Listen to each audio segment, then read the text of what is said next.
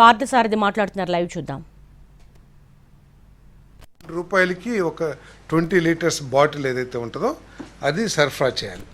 ఉద్దానం ప్రాంతానికి ఒక 13,000 బాటిల్స్, అదేవిధంగా కుప్పం ప్రాంతానికి 533 హ్యాబిటేషన్స్ను కవర్ చేస్తుంది. ఇది కుప్పంలో దానికి 40,000 టార్గెట్తో 40,000 బాటిల్స్, అంటే 20 లీటర్ల ఏమంటారు వాటిని, బాటిల్స్ అంటారా, బబుల్స్తో ఎస్టిమేట్ చేసి ఒక సంస్థకి ఇవ్వటం జరిగింది. తర్వాత వచ్చిన ప్రభుత్వం దాన్ని పూర్తిగా నిర్వీర్యం చేయటం కానివ్వండి, అంటే తర్వాత వచ్చిన ప్రభుత్వం ఏం చేసిందంటే, బాధ్యత కలిగిన ప్రభుత్వం ఏదైనా సరే కొన్ని వారికి నచ్చని కార్యక్రమాలు ఉండొచ్చు అంతకుముందు చేసిన ప్రభుత్వం, కానీ ప్రతి కార్యక్రమాన్ని కూడా ఒకటే దృష్టితో, అది చంద్రబాబు నాయుడు గారి ప్రభుత్వం చేసింది, తెలుగుదేశం ప్రభుత్వం చేసింది, దాన్ని ఏదో ఒక విధంగా దాన్ని స్క్రాప్ చేసేయాలి అనే లక్ష్యంతో కానివ్వండి. అదేవిధంగా ఆపరేషనల్ కాస్ట్ కూడా చాలా పెరగటం మూలంగా, అంటే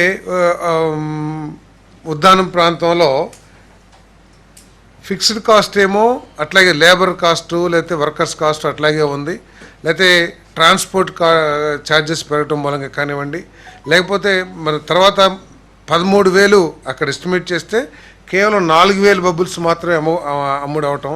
అదేవిధంగా కుప్పంలో 40,000 ఎస్టిమేట్ చేస్తే కేవలం 10,000, అంటే ప్రభుత్వం నుంచి ఎటువంటి సహకారం కానీ ఏమీ లేకపోవటం మూలంగా తీవ్రంగా నష్టపోవటం జరిగింది.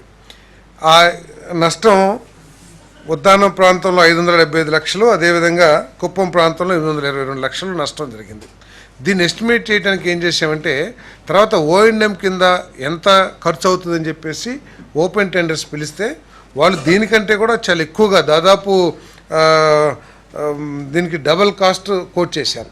సో కాబట్టి వాళ్ళు అడిగింది రీజనబుల్గానే ఉంది, కాబట్టి వన్ టైం సెటిల్మెంట్ కింద ఈ వైబిలిటీ గ్యాప్ ఫండ్ ఇవ్వడానికి నిర్ణయం తీసుకుంటాం జరిగిందని చెప్పేసి మనం చేస్తాను.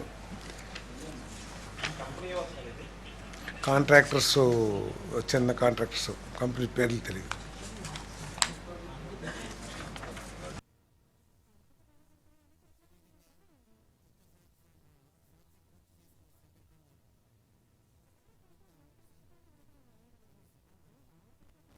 ఏడు మంది యావజ్జీవ ఖైదీలకు క్షమాభిక్ష మంజూరు చేయడం జరిగిందని చెప్పేసి మనం చేస్తాం.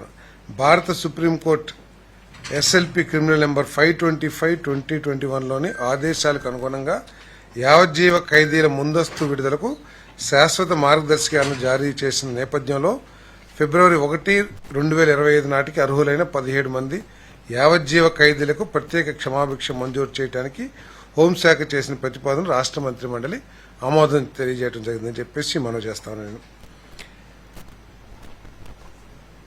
ఈ జీవిత ఖైదీలు, ఎక్కువ కాలం శిక్ష పడిన వాళ్ళందరూ కూడా వాళ్ళ జీవితంలో మార్పు తెచ్చుకుని, లేకపోతే వాళ్ళు ఖైదీలకి పునరావాసం కల్పించాలని చెప్పేసి, సమాజంలో పరివర్తనతో వాళ్ళ జీవితంలో మార్పు రావాలని చెప్పేసి ఈ క్షమాభిక్ష ప్రసాదించడం జరిగిందని చెప్పేసి మనం చేస్తాను.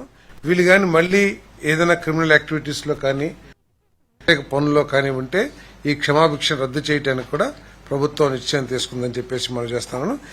మరి ప్రభుత్వం ఈ జైల్స్ అన్నిటినీ కూడా రిఫార్మ్ చేయాలని, ఈ ఖైదీల క్షమాభిక్షకు సంబంధించి, ఖైదీల పరివర్తనకు సంబంధించి వీళ్ళందరూ కూడా ఏంటంటే అక్కడ లోకల్ పోలీస్ స్టేషన్స్కి రెగ్యులర్ టచ్లో ఉండి వీరి ప్రవర్తన మీద ఎప్పటికప్పుడు నిఘా సంస్థల ద్వారా కానివ్వండి, లేదా పోలీస్ స్టేషన్ ద్వారా కానివ్వండి రిపోర్ట్స్ తెప్పించుకుని వాళ్ళని పర్యవేక్షించడం కూడా జరుగుతుంది.